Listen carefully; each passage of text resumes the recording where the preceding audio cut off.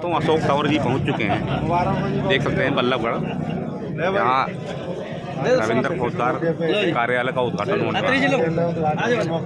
ये देखें, ये देखें, पार्टी के तमाम नेता यहाँ मौजूद हैं।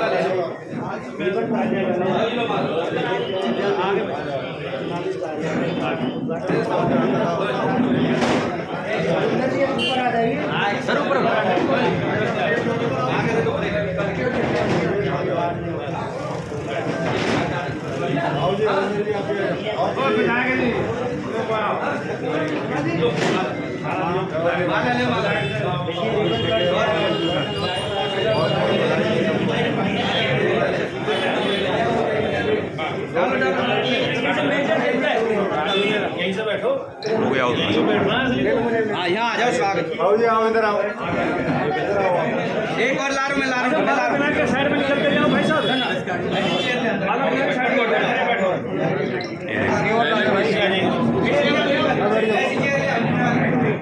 स्वागत। मीडिया वाले सारे बुला लो भाई। वो कहते थे मीडिया वाले आ जाएंगे इधर ही। देख सकते हैं।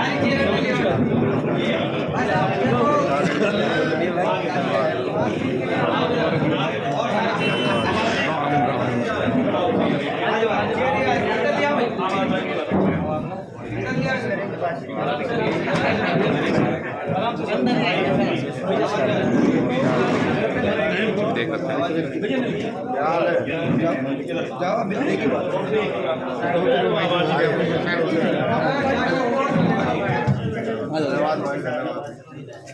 मैं कह रहा था मीडिया वालों को एक बार बुला लो ना। आ गए।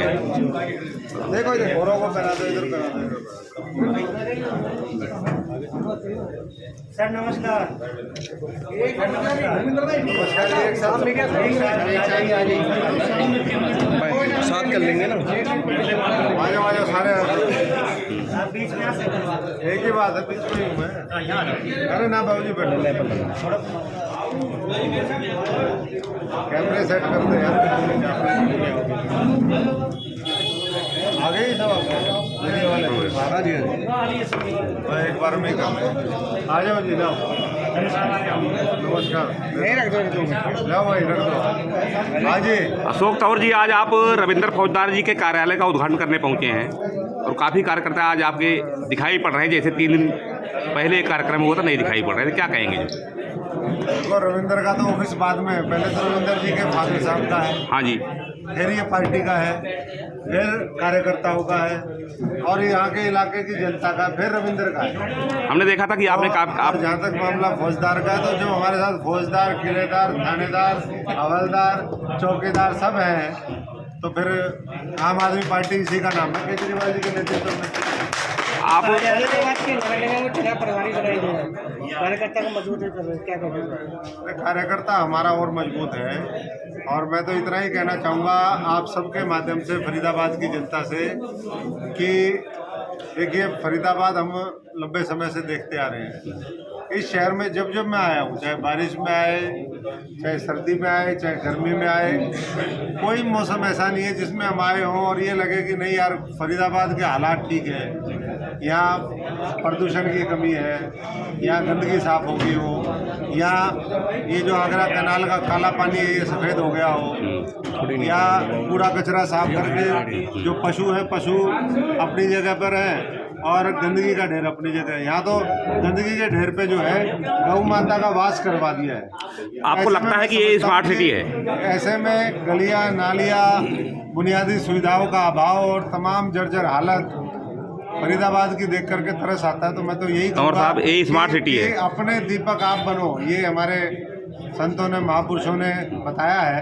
तो जब तक फरीदाबाद की जनता खुद ये संकल्प नहीं लेगी कि हमें हालात बदलने, और जिन्होंने ये हमारे हालात किए उनको भी उखाड़ फेंकना है, तब तक हालात बदलेंगे नहीं।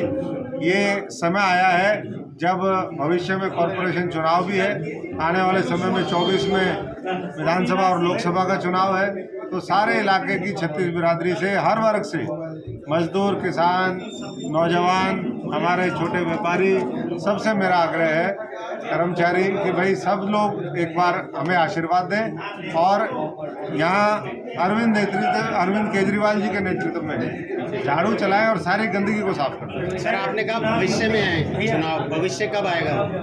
भविष्य तो अब हम और आक्रामकता के साथ इस मुद्दे को उठाएंगे कि भाई क्यों नहीं चुनाव करवा रही सरकार, क्यों लोकतंत्र की हत्या कर रही है सरकार। तो इन मुद्दों को लेकर के वैसे भी जाएंगे और हमारी भी पूरी तैयारी में हम लग चुके हैं। चुनाव जीतने के लिए फौज की जरूरत होती है, बड़ी फौज होनी चाहिए।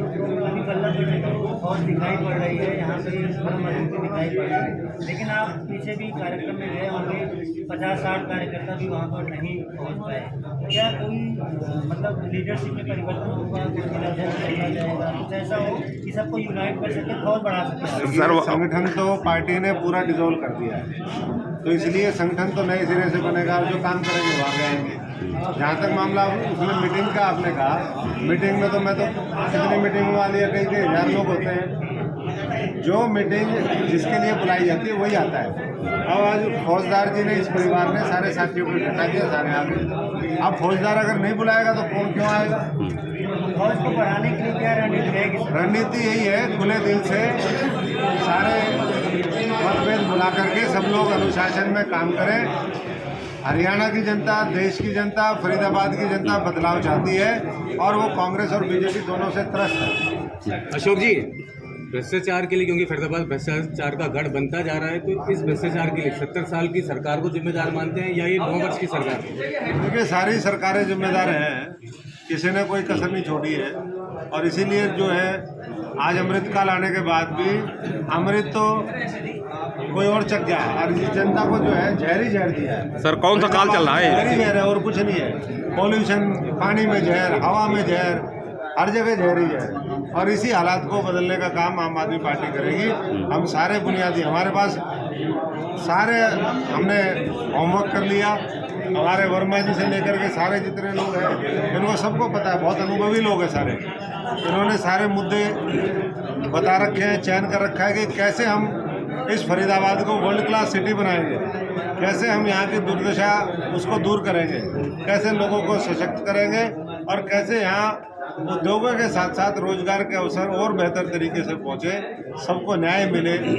तो उसके ऊपर पूरा, आम आदमी पार्टी का हरियाणा में कोई बदलाव नहीं, जिसको ये पता है उनके भीतर बढ़ के जब उन्हें पाड़ेंगे ना भीतर से, आप समझ गए हरियाणवी में। ये जनता, ये कब उनका ऐसे ही इसी गलतफहमी में रहते थे, दिल्ली में इसी गलतफहमी में रहे, तो 3 बार जो है आम आदमी ने पटकनी दी। इतिहास में इतनी सीटें कभी नहीं आई थी जितनी आम आदमी पार्टी को जिताई, 70 में से 67 सीटें। अभी सारा तंत्र मंत्र सब कुछ विद्या लगा ली उन्होंने, उसके बावजूद भी 15 साल का जो कब्जा था भारतीय जनता पार्टी का, जो भ्रष्टाचार का वहाँ पर अजगर बैठा था, उस अजगर का अंत जो है दिल्ली के लोगों ने और आम आदमी पार्टी ने मिलकर के वहाँ पर किया। अब भविष्य के अंदर यहाँ भी वैसा ही देखने को मिला। अशोक जी, कांग्रेस में थे, हरियाणा जैसे बड़े प्रदेश की जिम्मेदारी आपके पास थी, आम आदमी में आने के बाद फरीदाबाद को आपको जिम्मेदारी दे दी गई, तो ये नहीं लग रहा आपको कि भाई प्रमोशन की जगह डिमोशन हो गया आपका? मेरा कोई डिमोशन नहीं होता, मेरा तो प्रमोशन ही प्रमोशन होता। एक जिले तक सीमित कर दिया गया। मैं तो कर्मयोगी आदमी हूँ, मैं तो एक गांव में भी कर सकता हूँ, मैं तो एक गली को भी संभाल सकता हूँ। जो जनता मौका दे, जो पार्टी वो मौका दे। अभी सारी चीज़ें समय के हिसाब से चलती हैं और आज मैं समझता हूँ कि हमारी सबकी प्राथमिकता ये है कि तीनों कॉरपोरेशन जो है वो जीते हैं और उसमें मैं समझता हूँ कि अरविंद जी को आना पड़ेगा, वो भी आएंगे, और किसी की जरूरत पड़ेगी वो भी सब आएंगे। चलो सर, आपने कार्यालय का उद्घाटन किया है, रविंद्र फौजदार के लिए क्या कहेंगे? रविंद्र फौजदार बस इसी तरीके से ईमानदारी से काम करते रहें। रविंद्र जी जैसे सभी साथियों का, मैं किसी एक का नहीं कर रहा, मैं कर रहा हूँ सबका, पार्टी के अंदर एक विशेष स्थान है और उनका उज्जवल भविष्य है। और यही लोग, रविंद्र जी जैसे लोग और ये भाई जैसे भाटी जी जैसे लोग, हमारे आवाज जी जैसे लोग, पंडित जी जैसे लोग, यही सब लोग तो पूरा परिवर्तन करेंगे, व्यवस्था में परिवर्तन करेंगे, नेतृत्व में परिवर्तन करेंगे और जो गंदगी और भ्रष्टाचार जिन्होंने फैलाया है उनका आने वाले समय में सफाया होगा। तंवर साहब, आपका पिछला प्रोग्राम बल्लभगढ़ जाट भवन में हुआ। होर्डिंग्स को लेकर के आपके कार्यकर्ताओं ने नगर निगम के कार्यकर्ताओं के साथ, समिति के कर्मचारियों के साथ, उनके साथ गाली गलौज किया, मारपीट की। क्या कहेंगे इस बारे में? क्या ये आपके चुनाव की नीति है? मैं सभी साथियों से कहूँगा, पहली बात वो जो कर्मचारी साथी है हम उनसे हाथ जोड़ करके क्षमा चाहेंगे कि कोई साथी अगर ऐसा है जिसका कहा सुनी हुई हो, वैसे तो ये सब लोग संयम बरतने वाले लोग हैं, लेकिन लाइव वीडियो है। मैं वही कह रहा हूँ, कई बार थोड़ा सा तनाव हो जाता है, लेकिन कर्मचारी भी मेरे भाई है। हम बदलाव की लड़ाई लड़ रहे हैं तो बदलाव की लड़ाई उनके लिए लड़ रहे हैं। उनको किसने इशारा किया, कैसे वो होर्डिंग फाड़ने के लिए पहुँचे? दुनिया के तो होर्डिंग कई महीने तक लगे रहते हैं, हमारे सुबह लगे शाम तक कैसे फट गए हो? तो सारे साथी इस चीज़ को भी समझे, बाकी हम उनके साथ खड़े हैं। कोई कर्मचारी हूँ मैं और हमारे में मैं भी जो है फौजी का बेटा हूँ, उनका भाई हूँ। ठीक है, थैंक यू सर। कुछ कहेंगे आप? कुछ कहेंगे? डॉक्टर साहब ने बता दिया, ये कार्यालय आम आदमी पार्टी के कार्यकर्ताओं के लिए, जनता के लिए, समाज के लिए और क्षेत्र के लिए है। उसके बाद मेरा नंबर आता है।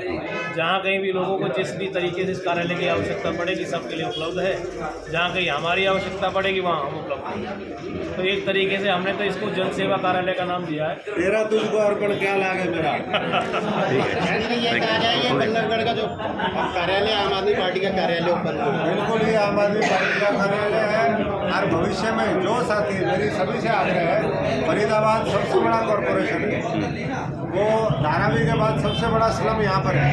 हमें जो साधारण लोग हैं, संघर्ष करने वाले लोग हैं, जिनको आज तक अधिकार नहीं मिले, उनको अधिकार दिलाने के लिए कितने भी ऑफिस और खोलने की जरूरत पड़ेगी। हम और ऑफिस खोलेंगे और वो ऑफिस केंद्र बनेंगे, क्रांति का केंद्र बनेंगे, लोगों की समस्या समाधान करने का केंद्र बनेंगे। जब मंत्री संतरी मुख्यमंत्री नहीं सुनते, जब अधिकारी नहीं सुनते, तो कोई तो सुनेगा। जो सुनेगा फिर वो उसके लिए संघर्ष करेगा। टिकाऊ विधानसभा में कब खोलेंगे? सब जगह खुलेंगे, धीरे धीरे सब जगह खुलेंगे, जल्दी खुलेंगे। अभी मैं समझता हूँ कि आज से इसकी शुरुआत होगी। जो जो साथी वॉलंटियर करना चाहते हैं, अजंता जी ऑफिस तैयार करवा रहे हैं, तो पूरा फरीदाबाद में जितने ऑफिस हो उतना कम है, सबके लिए बैठने के लिए तो जगह है। ठीक है सर, थैंक यू। बहुत बहुत तो देख सकते हैं